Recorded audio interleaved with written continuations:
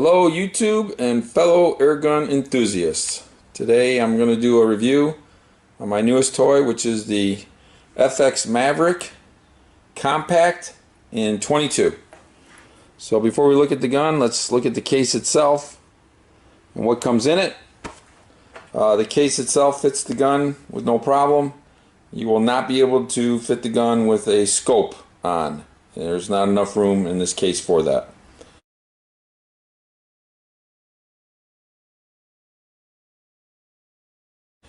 It comes with the usual FX manual. I got it with the Donnie FL moderator. It comes with a fill probe, and then it comes with one magazine. And I happened to purchase this gun from Brian Carey over at Airgun Adventures, located in Florida. So let's take a look at the Compact. So a quick background on how it is that I came to get this gun. Back in January, I placed an order with Top Gun Air Guns out in California for this exact gun, and they immediately charge your Visa now when you place your order. And after 4 weeks, the bill was coming due, but they still didn't have a gun to send me. So I canceled that order, and then I went over to Utah Air Guns because I heard they were getting in a load of guns. Did the same thing, placed the order. They charged my Visa card, and 4 weeks later they still hadn't sent me a rifle, so I canceled that order. So then I decided to get on the FX Airgun website and look up all their dealers. And after I got a list of their dealers, I decided to just start going down the alphabet. And my first call was to the dealer in Alabama. He didn't have one. My next call was to the dealer in Arkansas. He didn't have one. And my third call was to Brian in Florida, and lo and behold, he said that he had a Maverick, and it was a compact, and it was in 22. And then I let him know that he had just sold his gun, and he shipped it to me on March 18th, and on March 22nd it was delivered to the door, and here it is. So as you can see, I have it topped off with the PARD NV008, and of course on the front of it you see the Donnie FL moderator.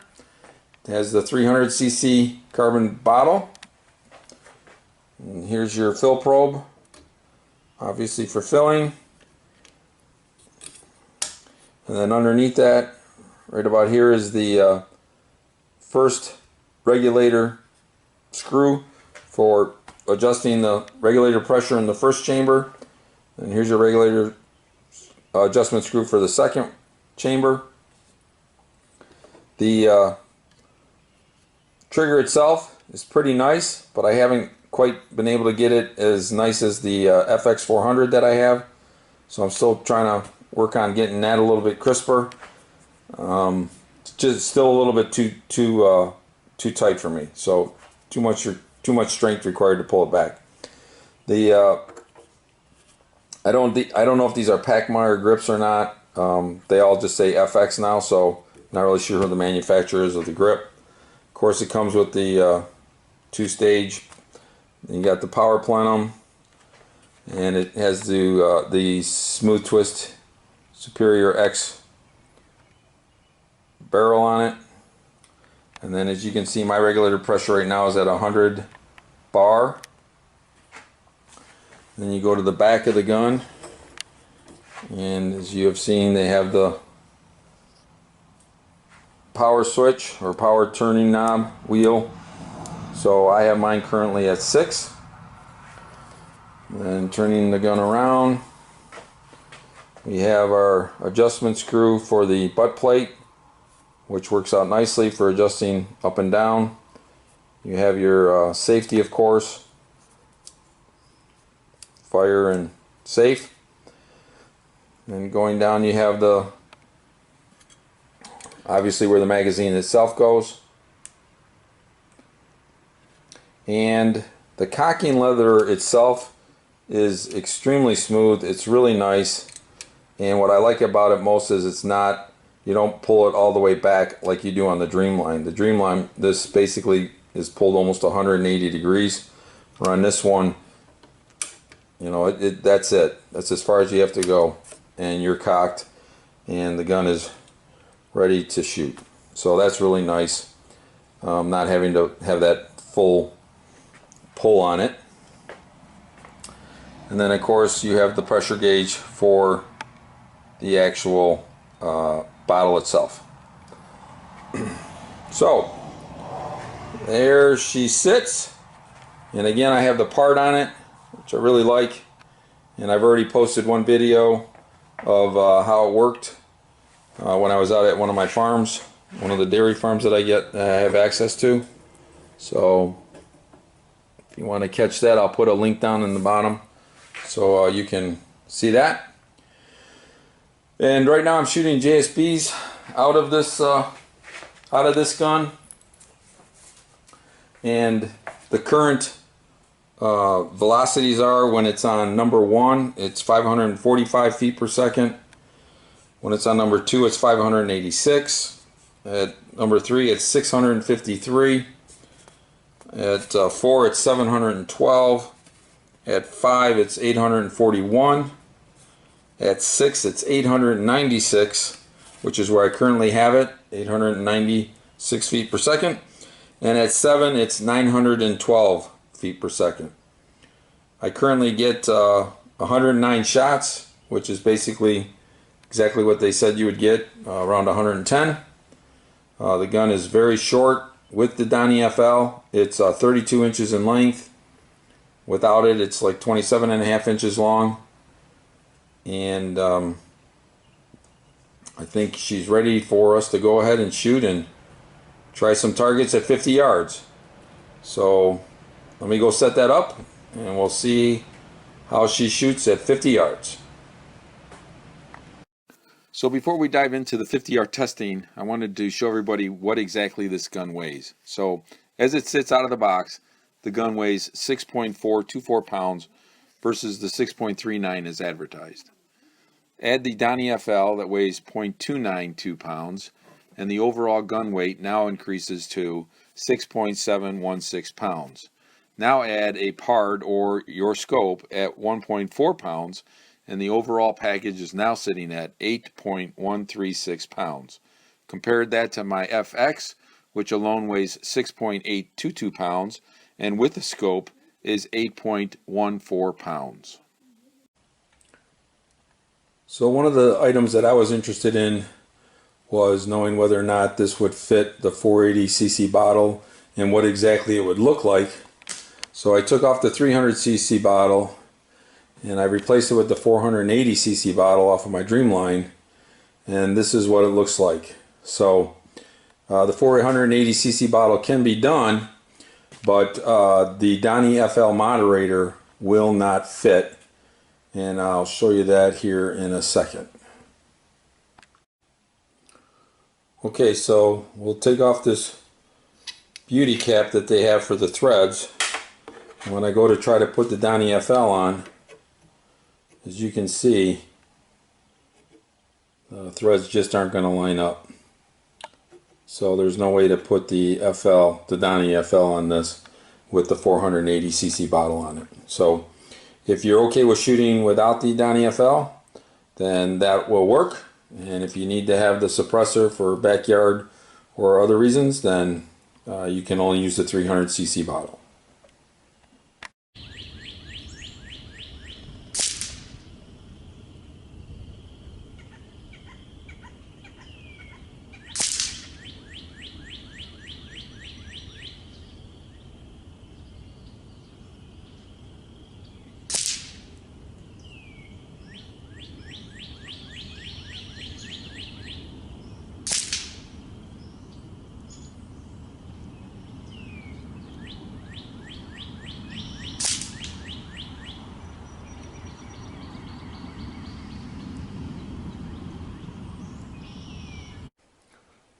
So here are the results from the 50-yard test, and the target that we recorded specifically was this one down here at the bottom, number 9, And you can see that's a very nice tight group, easily covered by a dime.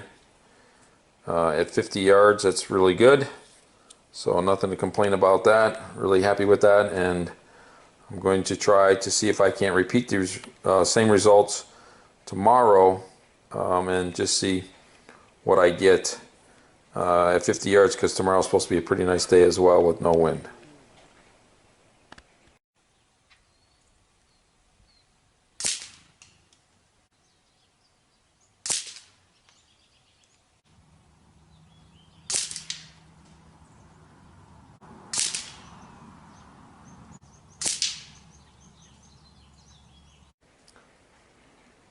So here are day 2 results. Wanted to try to repeat what I had gotten from the previous day. It was a nice day again with no wind, and so set it up at 50 yards and took 5 shots at each one.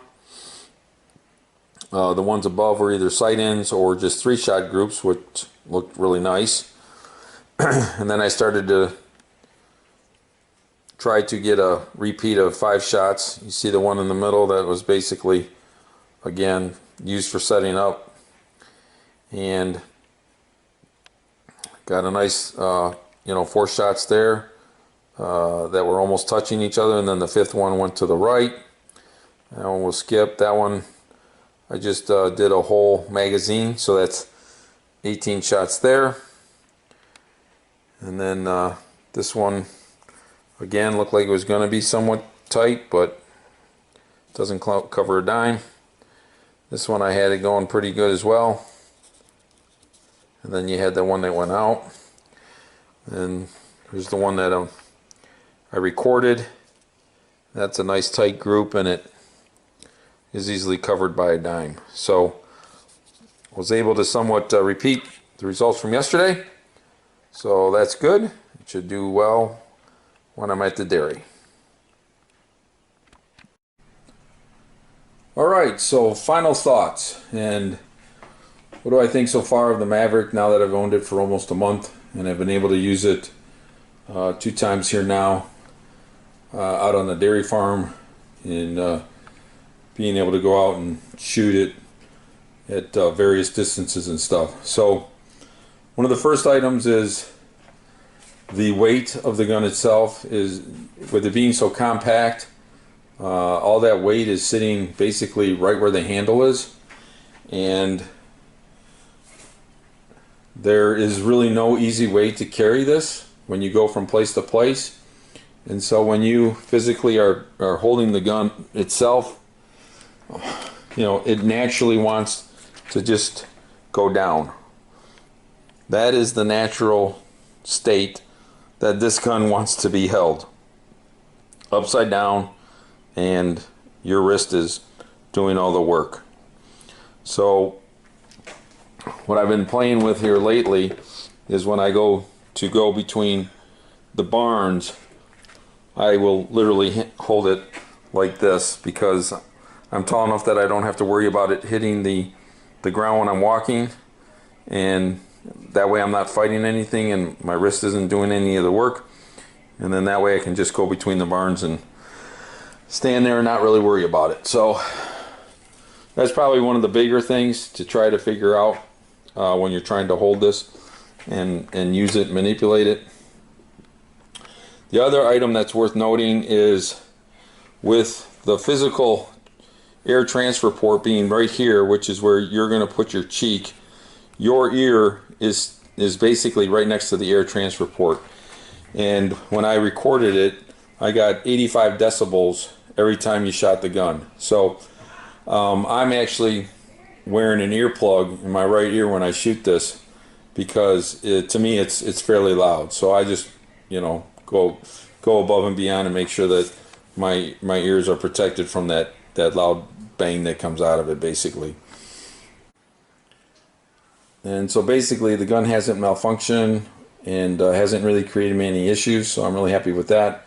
I bought 2 extra magazines for it, and my point of impact does not change when I switch between magazines versus like it did on the Dreamline. So I'm really happy about that. I can shoot with confidence, not worrying about maiming some animal that I'm shooting at because I changed my my magazine cartridge. Really wish that the larger bottle would have fit with the Donnie FL, but that's not an option as I showed you. So 110 shots is still an awful lot of shots. That basically gives me 6 magazines that I can shoot, and that's more than enough shots for when I'm at the farm for 2 hours. Very rarely do I ever go into that kind of number count. So overall, again, it's a nice gun. Just get prepared for the weight. Don't think it's a lightweight, even though it looks like it's a lightweight. By the time you add everything, the gun quickly gets to the 8-pound plus area. So small, compact, 27.5 inches, but it is a heavyweight after you add everything. And I can't imagine having a bipod on the front of this thing. That would probably just take it to the 10-pound range. So hope this helped those of you that are looking at buying it. As always, leave me comments below, and I'll do my best to answer them. And thanks again for watching.